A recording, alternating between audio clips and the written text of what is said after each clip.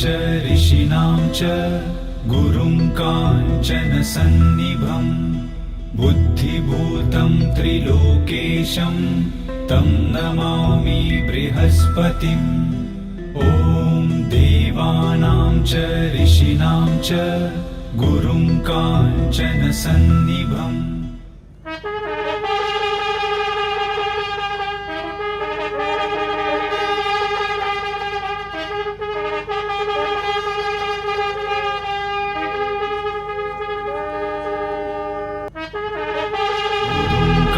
काञ्चनसन्निभं बुद्धिभूतं त्रिलोकेशं तं नमामि बृहस्पतिम्।